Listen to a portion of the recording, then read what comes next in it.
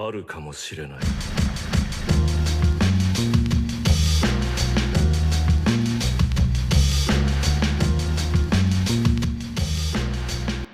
Dragon Ball Z and Kai were pretty big parts of my early life. I loved it like so many others before me. But as I got older, my brain got larger and my use of the internet expanded dramatically. I soon then came to find out there was much more Dragon Ball content than I ever could have imagined. Original Dragon Ball, Z, Kai, GT, at the time 17 movies, soon to be 21, and eventually Super and the promotional anime Heroes. There is a lot of Dragon Ball to go around, but with all this media lore and history, one thing has stayed the same: Dragon Ball. Dragon Ball will always be Dragon Ball. You're probably wondering then, Metas, where's the problem? Funny enough, it starts at the beginning of the franchise, Dragon Ball. Many fans, and I mean many fans, have this really weird idea that the change from original Dragon Ball to Z is so drastically different that watching original Dragon Ball is a waste of time. The amount of times that I have personally heard that since it's not a battle manga, why should I watch/read it? I have heard this too many times. I need to get it out of my head. This mindset, this idea,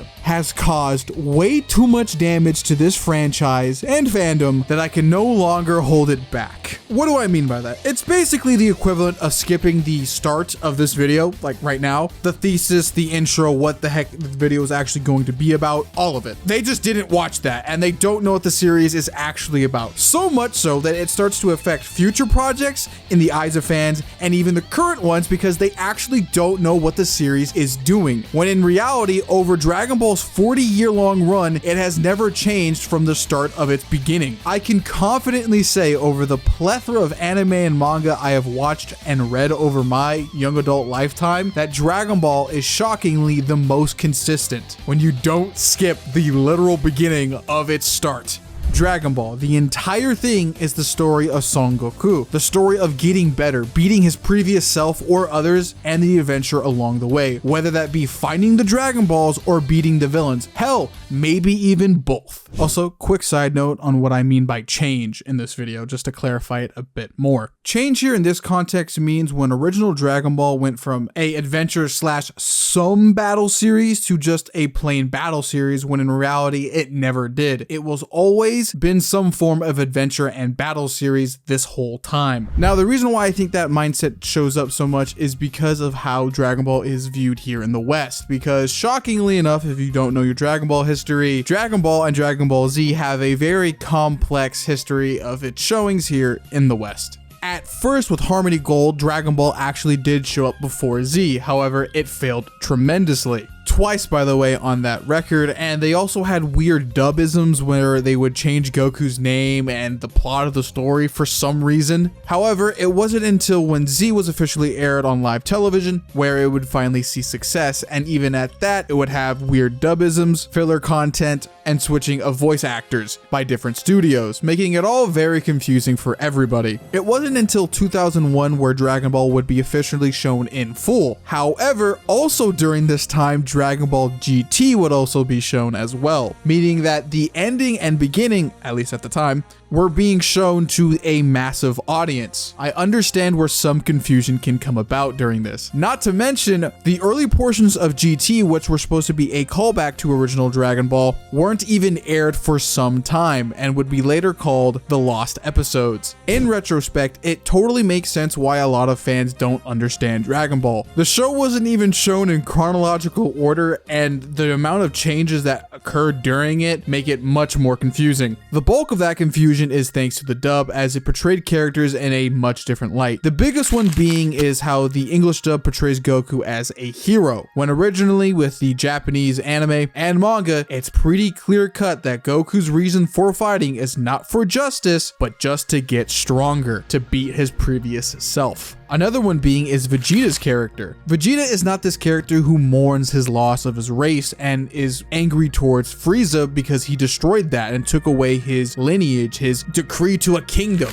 In all reality, Vegeta is just somebody with a lot of pride that only cares about himself and the people above him so he may surpass them. Anybody below him does not matter. How did we get to this point with these two characters being completely butchered versions of their previous selves? Well, is because of the poor management of these companies actually producing this content and the lack of showing anything chronologically. People would have actually understand Goku's character and others if it was shown from the start to begin with, because you actually understand that Goku wants to get stronger in original Dragon Ball. The byproduct of this mishandling makes people think that Dragon Ball changed or just got better because the previous content was worse or something, when that was never the case. And because of this, as almost like a weird bonus, it's led to a lot of weird opinions about Dragon Ball. Viewing Z as the start of Dragon Ball and thinking it's all about some guys beating the hell out of other dudes when it's not has caused some warping for the series for the worst. Z, when actually properly viewed, is not just about dudes fighting each other. It is that, and it is finding yourself through your own adventure, metaphorically speaking. Just because we're not actually trying to find the Dragon Balls on a day-to-day basis doesn't mean there's not an adventure happening. An adventure can be metaphorical. And technically speaking, it didn't even happen in Z to begin with at first. It actually happened like halfway through Dragon Ball. If you actually had watched Dragon Ball in chronological order, you would have understood this. But because some people don't, and because of the mishandling of the dub and the content in general, it has led to problems. Problems so bad that some opinions from like 20 years ago still linger around. I am not going to explain all of them, but there is a lot, and you definitely can tell when somebody's an older fan by the way they actually say their opinions out loud, and or somebody's not watching up-to-date stuff for some reason. And if that's by choice, that's up to you, brother. More power to you. Just be a bit smarter on how you say your opinions on the internet. Thankfully, it's no longer the late 90s or the early 2000s anymore, and we have up-to-date stuff for Dragon Ball. I honestly will admit I am a Kai kid. I am only 21 years old, so I grew up with Dragon Ball a bit differently than others. But thankfully, because Kai was supposed to be a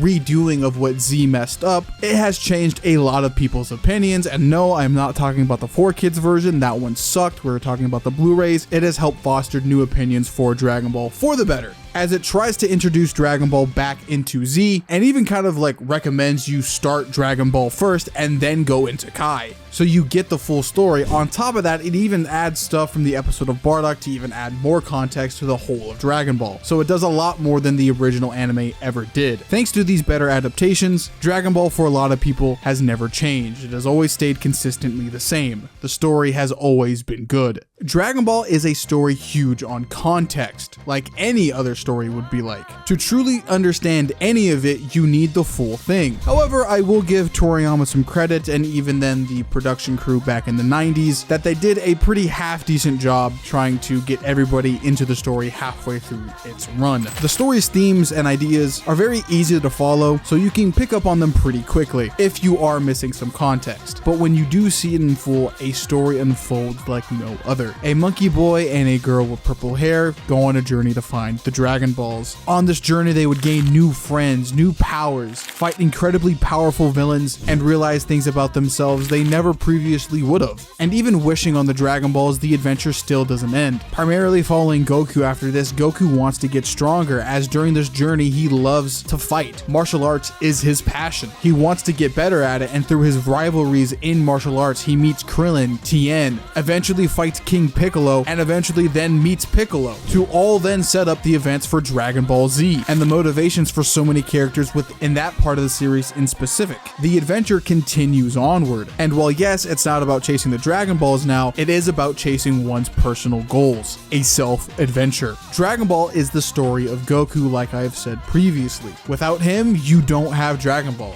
You don't have the adventure, you don't have anything. I can make a completely separate video talking about how Goku is critical to Dragon Ball in every way possible, but that's a different subject for another day. But what I can say here is this: without the context of early Dragon Ball, you will not understand the context for any other Dragon Ball media after this. The early story beats connect back into Z, GT, Super, even Heroes to a certain degree, in terms of villains, heroes, story beats, the overall plot of some stories, the reimagining of some stories, etc., etc. etc. I could keep on going for days. Please watch and or read your media in full. Do not skip over parts for some arbitrary reason. I promise you it will be a better experience. All Dragon Ball stories are battle and adventure in some form or fashion. Maybe more adventure than battle, maybe more battle than adventure. But at the end of the day, they are still Dragon Ball. Some bad, some good, but that's where opinions differ when you watch the stuff in full to compare it to each other. In a way, Dragon Ball has always moved forward, but has never truly changed from its original idea and core. Why it never changed is most likely due to Akira Toriyama and Japanese culture. Japan has seen Dragon Ball in full from its beginning to its current form as of now, always adding to it when necessary, but never fundamentally changing it, only technically adding to it. You primarily see this with games and alternative media, and especially the movies. And when speaking about the movies, they love the original concepts the show introduced with its villains. They just copied that over into the movies. So the core of the idea is literally still present even within this other media, all for the sake of fun and getting more Dragon Ball. Very similar to how Akira Toriyama continued Dragon Ball into Dragon Ball Z, because there was more to add to it. But that also includes Dragon Ball Super and GT. There was something more to add to the franchise, so they did, for better or for worse. And if for whatever reason you don't think there's not some adventure in either of those stories, holy shit, you're media illiterate, because I can't even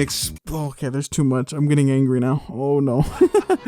Okay, first off, half of GT was literally an adventure, and technically, if you really want to look at it, Super is technically the adventure of Goku figuring out Ultra Instinct. If you want to look at it like that, there's more to it, but I'm just going to keep it simple like that. Akira Toriyama knew what he was doing with this franchise for a very long time, and because of that and the people that he surrounded himself with that made Dragon Ball, they virtually had none of the problems we did here in the West with Dragon Ball. When you view Dragon Ball in full, it is a story that should be viewed chronologically from Dragon Ball to Z to eventually Super and any other side story you may wish to view. But at the end of the day, if you know what you are watching, you will understand this is a series that is built on adventure and battle and figuring out who you are as a person, looking at Goku as the prime example of this. With so many callbacks and staples that require context to make the story feel full and awesome and just overall better for yourself and even others when you talk about the series. Watch and read Dragon Ball how it's intended, and it just blossoms into something beautiful. Once you see those early character interactions and character developments in the beginning half of Dragon Ball, the later stuff just opens up and it's just so awesome. It's why Piccolo, Krillin, Bulma are still loved today, and hell, I'd even say Yamcha too. I'll give him his credit. Toriyama was really cooking with this. I'm being so dead ass right now. In my opinion, read the manga, man. It's 2024 and not 1986. It has been available in multiple different languages and can be seen in multiple different ways. There really isn't an excuse not to read the manga nowadays. The only valid one being that you are literally blind. Honestly, read it, man. It is the best way to experience Dragon Ball. I'm being so serious. How the series was supposed to be seen. How the author intended. On that note too, just to give some love to Dragon Ball Super, read the Super manga too, man. It's kind of now its own continuity in terms of what Super was supposed to be. Do not view Twitter's critiques as anything as valid criticism. After a few months of these arcs being released and it actually settling down and people are able to analyze it and look at it in its full totality, the Dragon Ball Super manga is honestly pretty good and still keeps to its original core. Dragon Ball has never changed even in its current state. And yes, I know the continuity gets really weird with GT and the extended media, but man, it's all Dragon Ball. Japan doesn't view anything as canon. If Japan views it all for fun, you should too. And don't skip any of it. Try to follow it linearly the best you can.